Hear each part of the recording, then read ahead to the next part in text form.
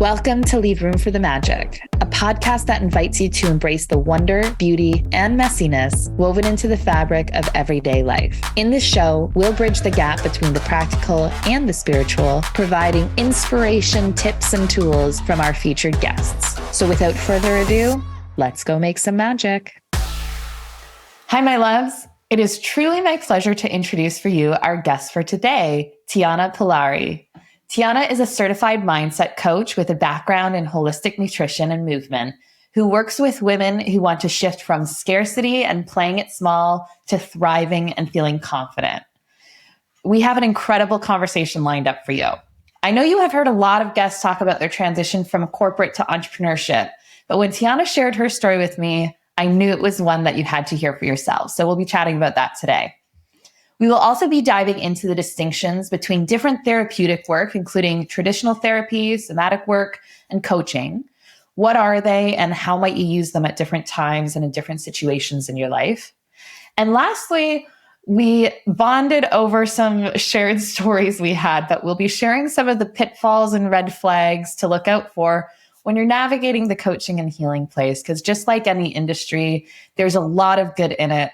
But there's some toxic stuff that can pop up when we're least expecting it. So both of us didn't feel like it gets discussed enough, and we're looking forward to having that conversation with you today. So Tiana, it's such a pleasure to have you on the show. I'm so excited for you to be here. I am so excited to continue our conversation. So I'm very excited to be here. Thrilled about it. Yeah, I was buzzing after our pre-interview. So I'm just boiling that energy over to today. Yes, I was after our pre-interview. It was like, wow, I never expected it to dovetail quite like it did. Yeah, we went in thinking, okay, like this is what we're going to talk about, and then it just went into a completely different direction. But like that's just the beauty of it. Yeah, that's the magic, and we'll keep that magic going for our conversation today. So, before we dive into it all, as I like to start every episode, would you please share your intention for the conversation today with our guests? My intention is just to give voice to women who feel that maybe their voice doesn't matter or their presence doesn't matter, and just give them permission to take up space and to be heard and to be seen, and that it's okay for all of that. I love that. To take up space, to be seen, to be heard. I love that. Wonderful. So my intention today is to have fun with the conversation and explore different perspectives around healing in the coaching world, to give people a better tool to navigate it all and, be vulnerable in our shared stories that hopefully can help somebody else who's going through it and trying to navigate their own journey as well. Wonderful. So Tiana, we're going to rewind to pre-pandemic times because we're going to start off with your journey from corporate into entrepreneurship. And you weren't just working any corporate job. In your words, you were working a nice, cushy government job. So please take us back to that time in your life. And what was that first spark of desire for something different? And how did that transition unfold from that first spark for you? Yeah. I think that always surprises people because they don't realize that. I mean, there's corporate jobs and then there's like a government job. And so they don't realize like there's a distinction between the two. Yeah. And I'd been working at the government. I think by the time I left, it was close to 15 years.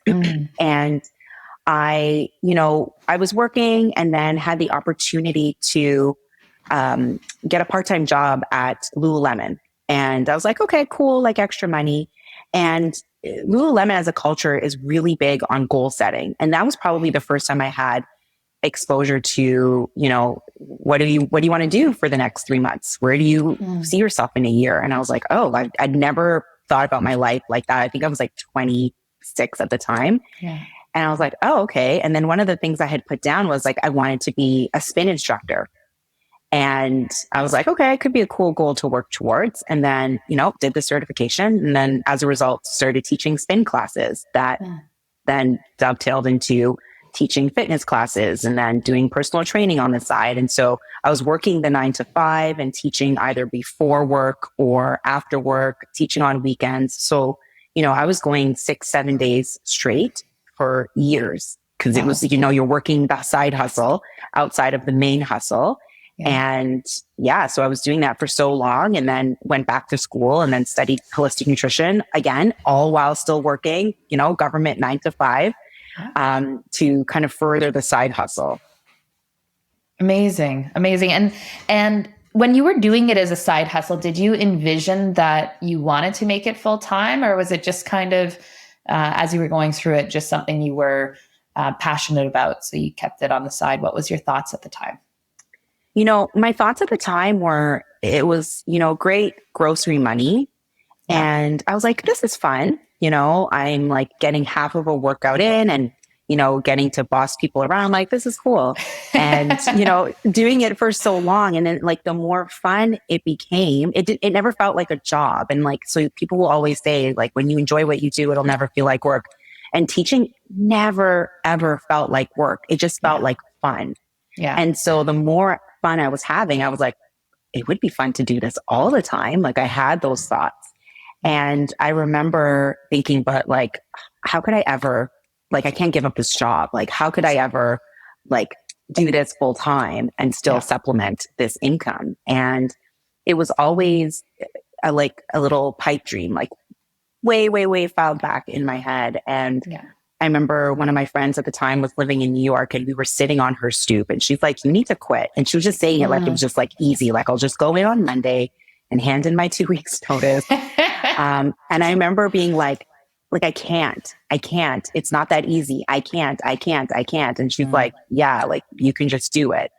And I'm like, no, actually I can. And there was no catalyst to do, and there was no real massive incentive. So that desire kind of just really like bubbled below the surface. And then, as the years went on, and don't get me wrong, I was probably one of the few people who loved their government job, or just loved their full-time job, because it was very cool. I worked with amazing people, but I also knew that I was meant for more. Right. And then, so as much as I tried to push it down, then it started to really come to the surface, where I was like, I don't know how, but like, what if I could do this? So it shifted from the like, I can't to like, but what if? Like, what would it look like? Could I? Like, what? Like, and it's just the 2 words, what if? I love that. Right? Yeah.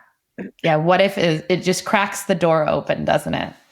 Yeah. And so when the opportunity presented itself to leave, and I tell people, I'm like, I packaged myself out. They were like, do you want to take this package? I was like, absolutely, sign me up. Like, where I go. I talked to a few people about it just to make sure, okay, am I like, is this like going to be so like the biggest jump of my life? Yeah. And everyone's like, do it. You're young, do it. And I'm like, okay. And then I did it, and I had a really good runway. And then I was like, okay, we're doing this. And then I left, and then COVID happened.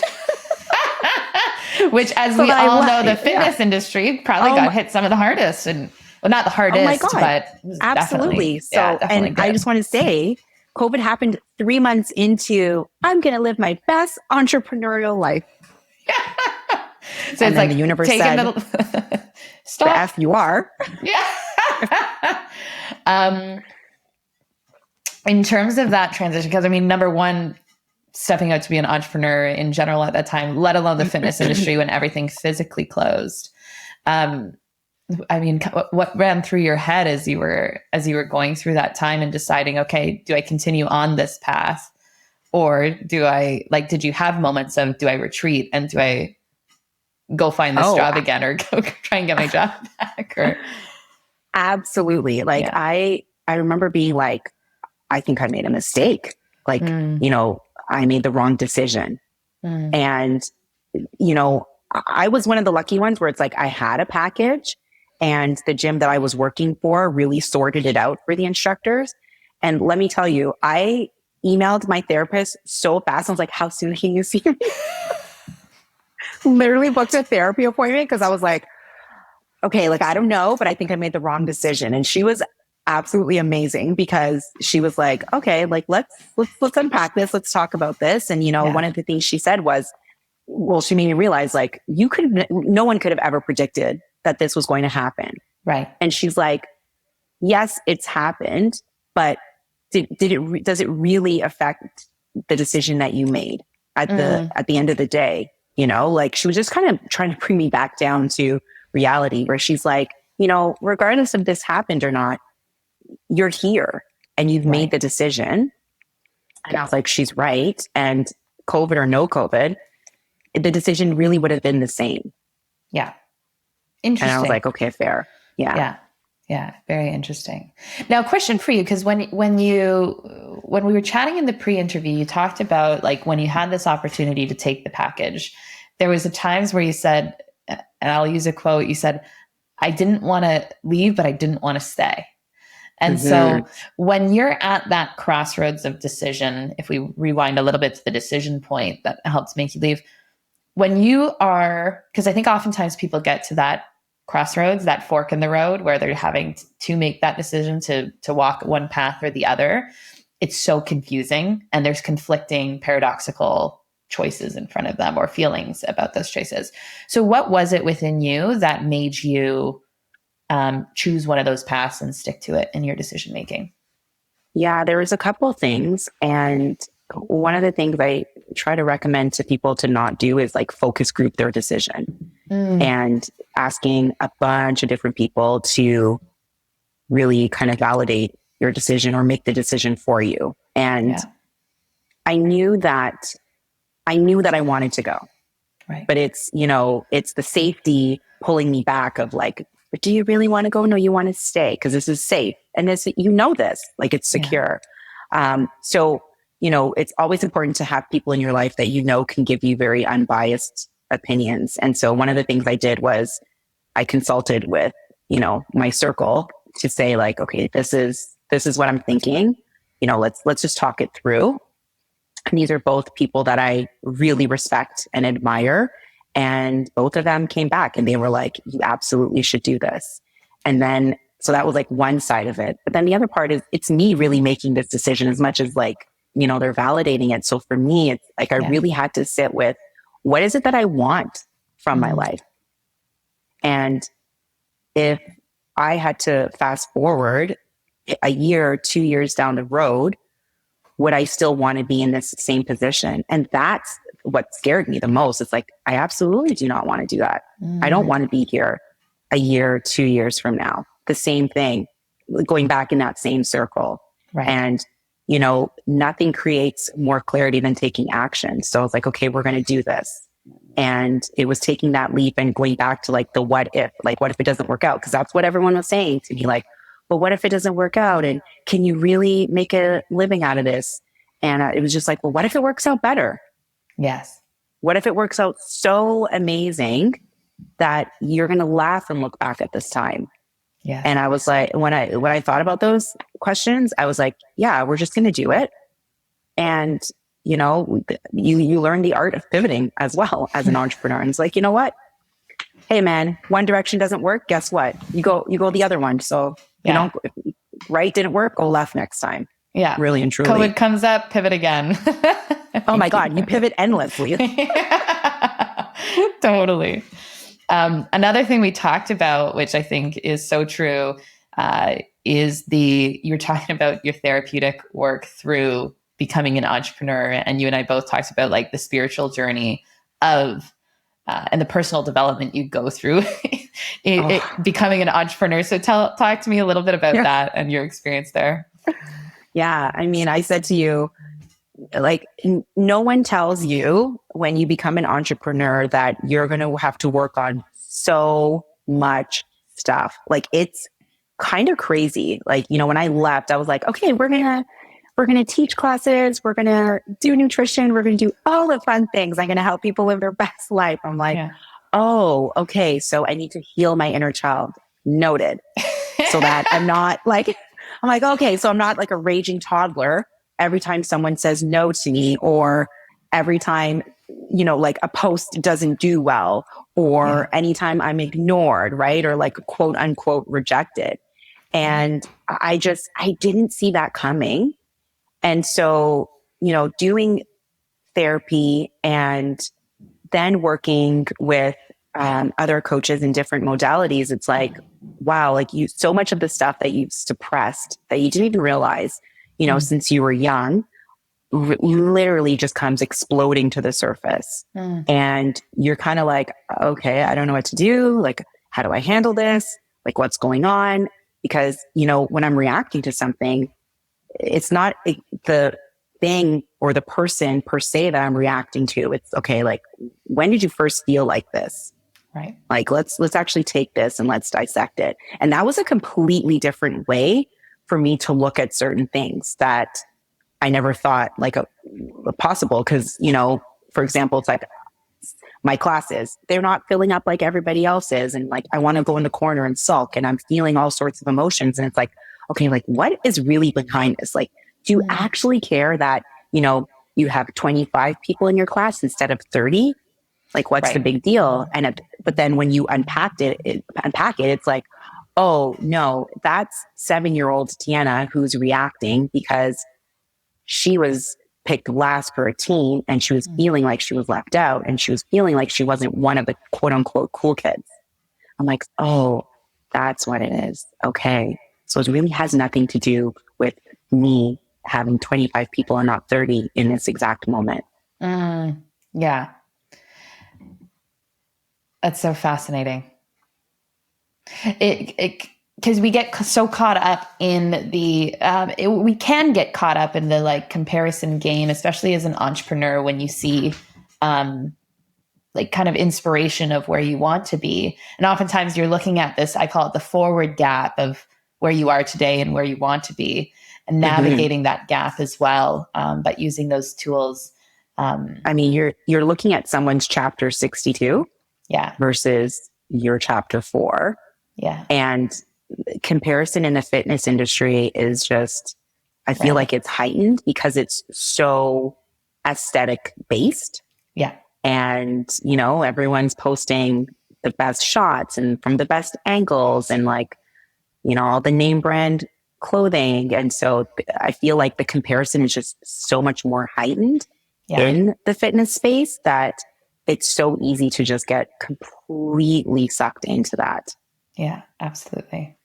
So tell me a little bit about how you found your different therapeutic modalities that you've worked with from a, client standpoint, and then how did you arrive to your mindset coaching and how you coach your individuals? Maybe we'll start with the what kind of modalities did you explore and talk a little bit about those.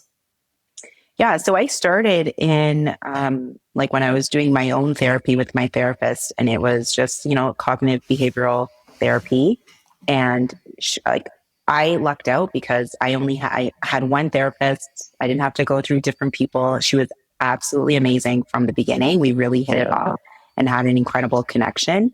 That's cool. And she was there when I needed her for what I needed her for. And I knew that at a certain point, it was great, but I was like, I think I just need to dive a little bit deeper. And I couldn't quite put my finger on it at the time. And then I started to do a little bit more research and started to learn about the subconscious mind and, reprogramming. And then I realized, okay, that's really kind of where like all the magic is, that's where you got to like get to, and started to follow a couple people online just to learn a little bit more. And then decided, that's something that I want to do a much deeper dive into. And then went and did a certification in it to learn about the different modalities and the techniques. And it was absolutely incredible because not only was I able to practice these techniques on others, but they're techniques that I easily use on myself. Yeah, I love that. And talk a little bit about, in case somebody hasn't heard about cognitive behavioral therapy yet, or I know you've talked about some somatic work that you've done. If they've just heard about therapy in general, but haven't heard about these specific types and modalities, if you could, from your perspective, describe what each of them do and how you experience them as a client. Yeah, like I loved therapy, and it's, when you have a good therapist, it can almost become a little bit addictive because it's like you love to talk, and that's really what therapy is. It's very cerebral, and like you're talking, and that's great. But then there's also an element of like, okay, but like, how do I move out of the cerebral and the talking and like actually being? Because, you know, we're human beings, not human doings. Mm-hmm. And that's where the somatic work really comes in, because it's more about getting into the body and the feelings and the being. Mm-hmm. And all of the past experiences and the thoughts and the beliefs and the traumas and all of that really does get stored in the body. And, you know, when we suppress it, that's when it just becomes like more and more and more intense. And I mean, I do strongly believe in the mind body connection. And, you know, like if we're feeling some sort of ailment or some sort of illness, you know, where can we look into our body to see where that originated from? Right. Like if we want to go down that rabbit hole, but the somatic work is just like all about being in the body and, you know, the issues in the tissue. So like, how can we really deal with that? And so that's when you use, you know, the breath work, the subconscious reprogramming. So it's like working with those neural pathways, the self hypnosis, you know, even just like jumping up and down, moving your body, dancing, like even dancing is a form of somatic movement, right? Because it's just releasing that energy in the body. Yes. The issues in the tissue. I've never heard that one before. And I really like that saying. I can't, but it's so true. I can't take credit for it. I can't remember who originated that saying, but I know it wasn't me. And when I heard it, I was like, oh no, that totally makes all the sense. Yes.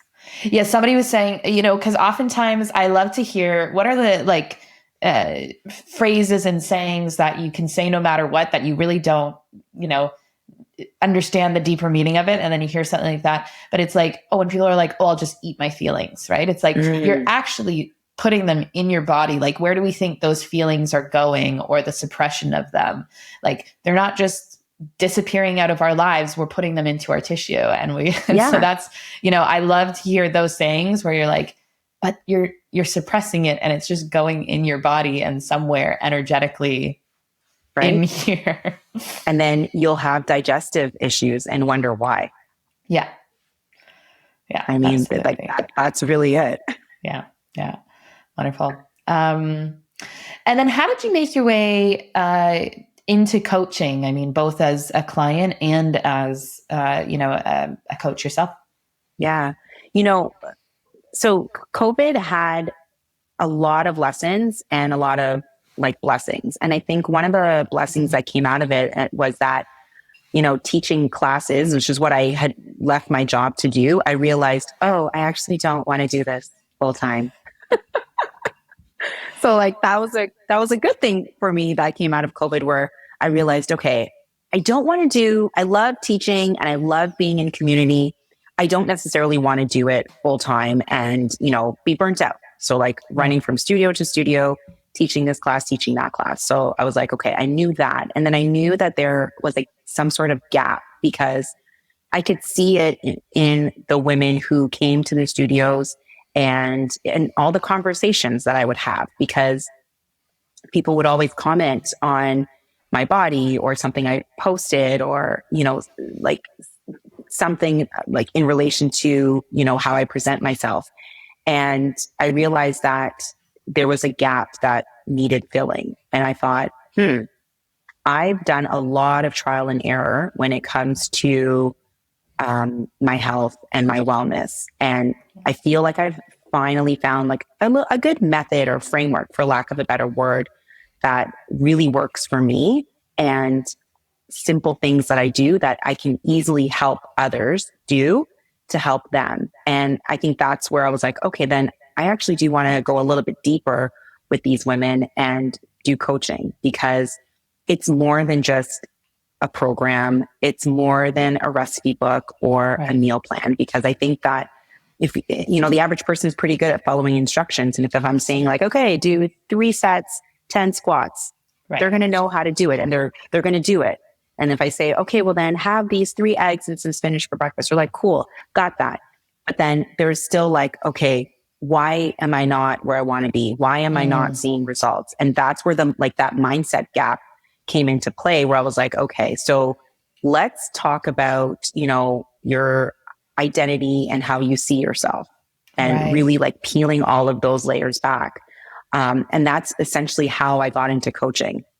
I love I mean, that. it was a long-winded journey to get there, but that's essentially like, it was basically trial and error with clients too, where I would see them, you know, stick to a program, but then maybe they just weren't the best in their nutrition. Man, that's not the right way to say it, but like maybe they just lacked some guidance. And I was like, okay, well, like I'll help you out. I'll give you a meal plan. And then it's like, okay, I'm doing the meal plan. I'm doing the program and it's still not working. And then it's like, okay, let's unpack it a little bit more. And then once I did, and the common theme I find with most women is either a lack of boundaries and or a lack of self-worth. And those were two things. Yeah. And those were two things. Those are still two things that we need to work on and really kind of dive deep. Interesting. I'm curious, because I would have imagined you, as you were saying the two things, I would have thought one of them was like self-image and stuff like that. So talk about, I'm very curious to double click on the lack of boundaries piece of it and the lack of self-worth. What are kind of, how did you distill it to those two kind of insights? You know, it's lots of questioning. And when I'll do an intake with a client, and I always say like our first meeting is like 75 to 90 minutes. And I know they're kind of like, what? And ironically enough, we never have enough time. Yeah. They think going into it that's a lot of time. Like, actually, it's not. Yeah. But we'll just work with what we have. And 90 minutes, I'm teasing information out, right? And, you know, when they're like, oh, I'm just not motivated. I'm like, okay, let's double click on that. Let's talk about that. And, you know, the lack of boundaries is women tend to want to do everything. And a lot of us, I would say, are people pleasers. Myself too. Like, it's, you know, you just want to make people happy. Yeah. And I wouldn't love if everyone was mad at me. But I wouldn't say like I'm like that full on people pleaser, but I definitely aim to make people happy and to feel satisfied. And when that comes into play, then you'll tend to say yes more and maybe not honor your no's, or feel guilty when you're like, I can't do it. And then you go into the massive explanation. I can't do it because, or I'll do it like, so sorry. And you were like apologizing. Right. So, you know, it's that lack of boundaries where we're just putting everybody's needs ahead of our own. And we're not even prioritizing ourselves in any way. And then that turns into resentment. So like that just goes down into its own rabbit hole. And, you know, the lack of self-worth is, you know, we just don't feel that we deserve, you know, that time off, especially moms, because they have that guilt when they're away from their kids, right? Like, oh, like they feel guilty if they're away from their child. So, you know, you're not feeling that you're deserving of your own time. Yeah. And even, you know, being away from the household and being away from their spouse. And they feel guilty that, you know, oh, like he's going to have to watch, you know, the child. And it's like, well, that's your partner. So let's reframe that. He's not like babysitting. You're co-parenting. Yeah. And you don't know until you actually ask. Right. Absolutely. That's neat. I'm thinking about like my own experience with a trainer, which was it was pre-COVID. And I even just think about like the benefit when you were talking about like, okay, we've got like a circuit you can do and here's the exercises.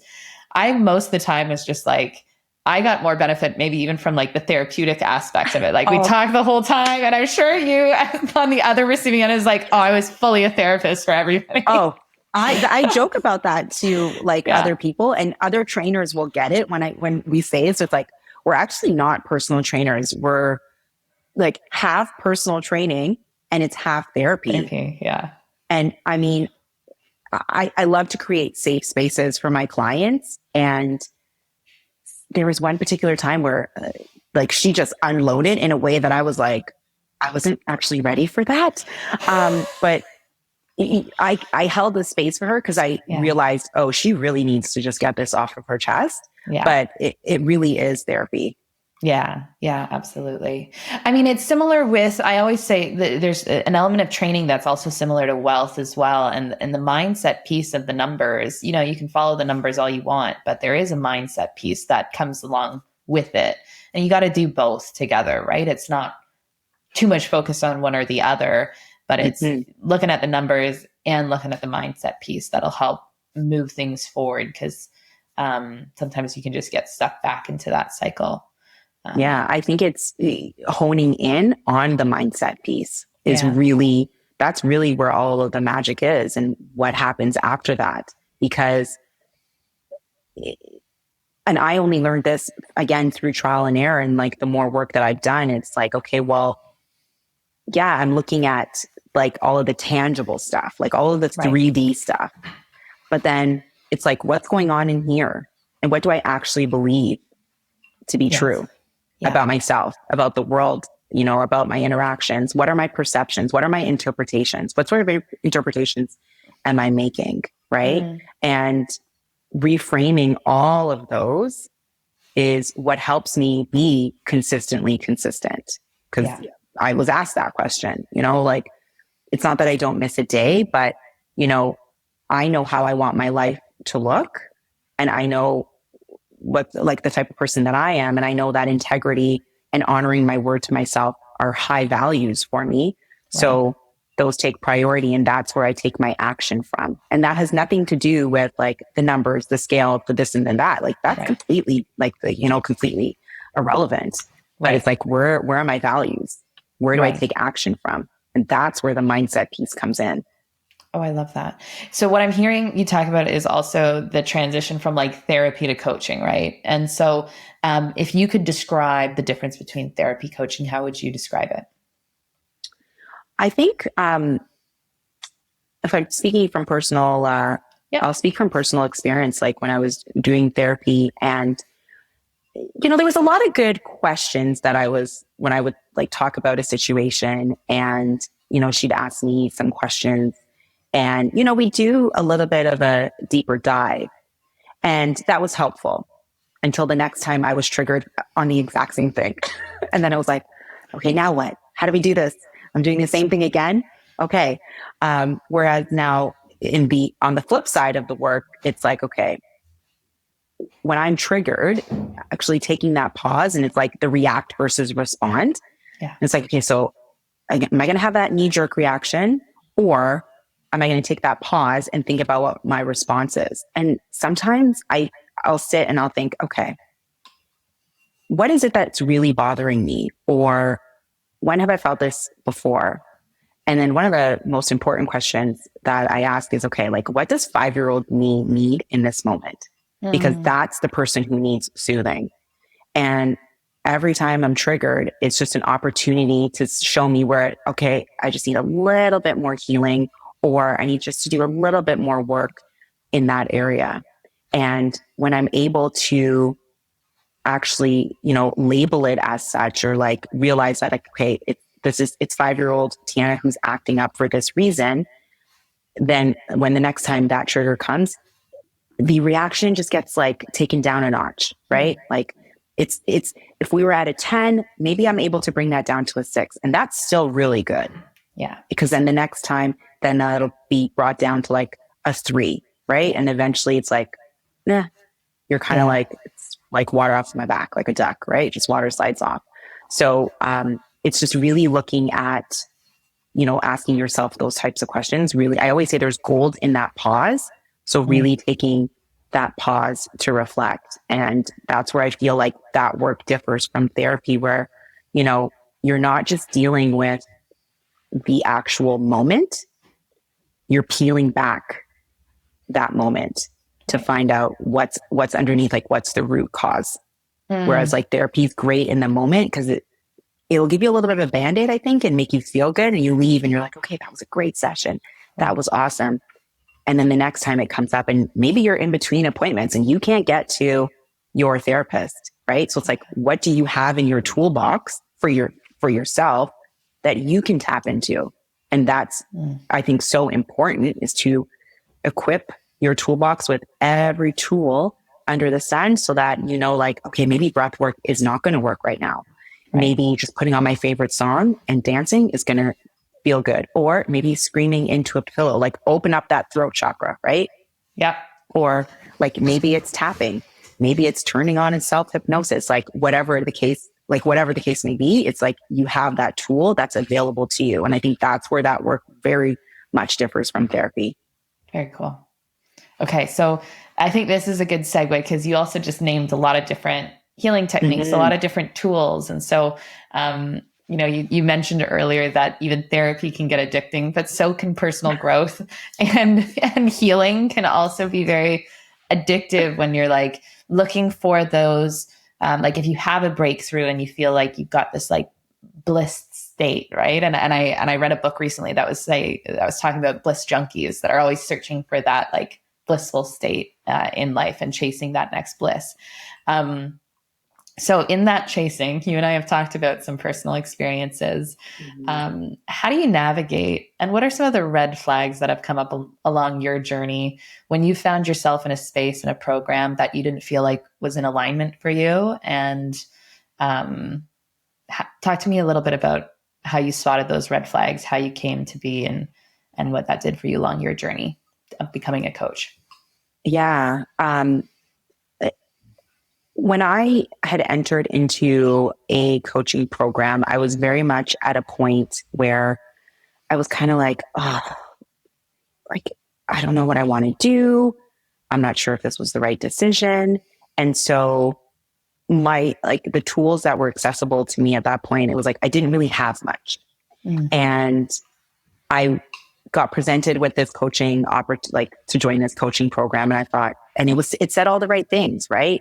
You know, like growth, empowerment, it hit all the buzzwords. And I thought, okay, like this can work, and joined the program. And, you know, it was that initial hit. I almost think it was like that initial dopamine hit where it was like, this feels great. And I rode that high for like quite a bit because I was in that container for like 6 months or maybe just over 6 months. And once it wore off and I was able to like kind of discern, I'm trying to choose my words carefully, or like kind of like the rose colored glasses were kind of like coming off. I was like, I don't know if this is the right fit for me anymore. And it was simply I felt an energy shift, and there were certain things that were being said and how the information was being presented. And more importantly, I think what I picked up on the most was how the other women in the container were responding to her energy. And that didn't sit right with me, where some of the questions during our coaching calls were questions that I just thought, you can't possibly be wanting to ask someone else this decision because you are the only person who has control of your life. And I get that sometimes we look for guidance, but the questions were going from, you know, guidance to like, tell me what to do.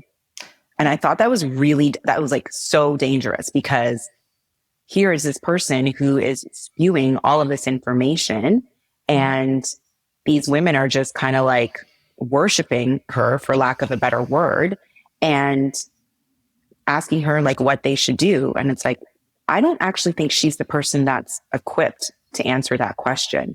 For like you should for you, you should probably seek some other coach or therapist or like something.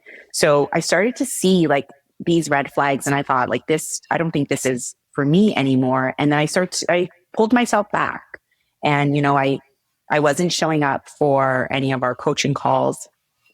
And I thought, okay, well, I only have a couple weeks left in this program. I was like, you know what? We lose a couple weeks. It's no big deal.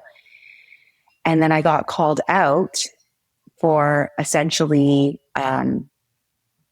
or I should say accused of plagiarizing on social media. And for me, integrity, and anyone who really knows me, like off of social media, will know that like integrity is one of my top values. And if you're going to call me out on that, I'm going to take that incredibly personal and I will get defensive. And, you know, we had a very heated conversation, and I in that moment, I turned into, you know, like a 10-year-old version of myself who was getting disciplined at school, where I was like, okay, like I just need to be quiet. I don't want to get into any more trouble. As feisty as a person as I am, I was like, okay, this is what it is. And, you know, at the end of the conversation, one of the things that she said was, I'd appreciate if we kept this conversation between the two of us. And, you know, hindsight is 2020, because after that, like when I say the issues in the tissues, like I was starting to experience like kind of like insomniac issues. I just physically was not feeling well. And I think only one friend knew of, like two friends knew what happened and the conversation. And I was very much like, I can't tell anybody because like she may come after me, you know, like she's pretty well known, you know, like I just went through all of these stories in my head, but it also confirmed that like I knew I was right about her and the energy. And it's like, I just, you know, you wish you'd listened to your gut in that moment. And, you know, just like, and then I had to work through all of that. And you realize just how dangerous and how toxic the coaching industry can be. Yeah. In terms of preying on vulnerabilities, right, and manipulating situations. Yeah. I was sharing with you as well. I had a similar experience where I was working one-on-one with a healer at the time for quite a while, almost 3 years. And one of the red flags for me, especially towards the end, was the codependency that was being nurtured, right? Oh, I'm okay if, you know, if you have any hiccups, you can just come back and see me, right? I'll fix you up. And then all of a sudden I got one of my favorite quotes that I hold near and dear to me is a healer is in a healer setting, but I think the same could be applied for coaching as well. A healer is not somebody who heals you. Healer is somebody who holds space while you heal yourself. And I think that's such an important distinction, whether it's a healing space or a coaching space. As you were talking about in your examples of like handing that decision to somebody else, that's actually not empowering, right? So it's actually the opposite of what the program is touting, right? Mm-hmm. The I know best kind of idea. And it's the complete opposite. And I love that quote. And I think also too, for, you know, like a healer or anyone who's going to be in that coaching space, you know, it's one of the things so I didn't want that to taint my experience of coaching, because I actually do enjoy getting coaching and, you know, being a mentee. Yeah. But now it's, you know, approaching it with more of like, okay, like, well, what can you do for me? And having that mindset has then helped me go into other coaching packages where I'm like, okay, like I actually feel fully confident going into this. I feel good about my decision and receiving the tools that I need. Because that was the other thing eventually that was starting to become a little bit of a red flag, where I was like, I don't know if I'm actually getting the tools that I need to move forward. Right. And when I looked around the group, there wasn't a lot who were like making these massive leaps during this time. Yeah. And I thought, okay, so I'm definitely not the only one. Right. And when I finally started to talk to others about it, you know, they started to share similar experiences. Yeah. And it was, again, it was like, I knew it. Like, you know, in my head, I was like, I knew I wasn't wrong. I was wrong. I wasn't wrong. Yeah. You know, just like trusting that gut feeling. Yeah.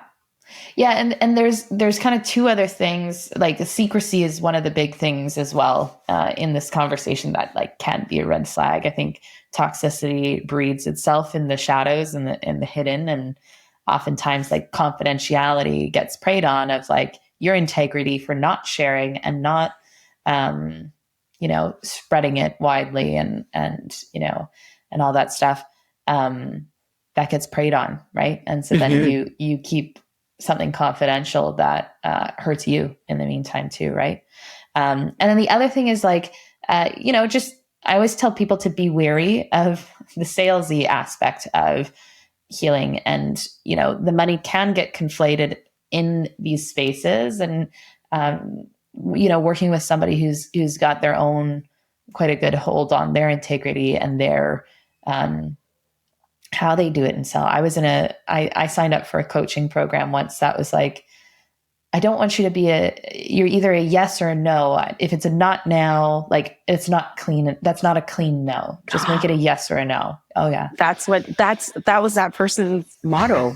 Yeah. And I'm like, no, you can act. And so I'm so glad you said that, because that's one that something gets else. You. I mean, because I again, hindsight is 2020, where it's like, you're shamed if you want to think about it. Yes. Like, I'm sorry. What? Yeah. Like, that's absurd. I know. They use it's either a hell yeah or a hell no. And then it's like, but sometimes it's not that clear. And that's okay. Like, listen, I'm all about the full body yes. Yeah. Right? Yeah. I am. But there's certain things where you're like, you will need to just kind of take and like, let me take that back. But it was like that pressure tactic in the moment. And that's a massive red flag. Yeah. And if you're going to be coming into my DM and essentially shaming me that I'm not continuing my growth. So I'm quote unquote, like I'm not prioritizing it and I'm on the edge and, saying all these things. Like, no, that is such a red flag. Yeah. Yeah. And I think people find the people they need, like when they need them to move on in that path. And I think a lot of coaches, healers, I mean, even as a financial advisor, like in any traditional sales, they actually teach you a no is never a no. It's always a not now, or it can always be a not now, right? And sometimes it is a no. And sometimes from a salesy perspective, you're like, no, it's just a no. But that's a whole other aside. Yeah. But that concept and that framing, like in hindsight, when you think about it, it's like sometimes you meet somebody and it's just not the right time, but it's going to be the right time to work together a year or two from now, and leaving that space open, I think is, healthy. Even, and it's funny because even in that program, like that's exactly how she taught, where it's like, like no is not a no. And like, it's like either yes or no. And the whole like, well, then what would you do if, like, where would you be if you didn't make this decision today? And okay, I get all of that. Right. And then I'm now in different coaching containers, and I'm just grateful because the approach is very different. Yeah. And a no can be a no, but to your point, like maybe it's a not right now. And I'm like, I am so cool with that. Yeah. Because I firmly believe that the clients who want to work with me will find me. And if I have to drag you into working with me, I'm going to have to drag you every step of the way. And guess what? That's not fun for either of us. Yes. And I don't want to do that. Like I have zero interest in doing that. It's so true. Yeah. So and that's kind of like shifting more into that feminine energy of like, okay, you know what? We're just going to release, and I'm still going to do the work, and I'm still going to take action to call in those clients.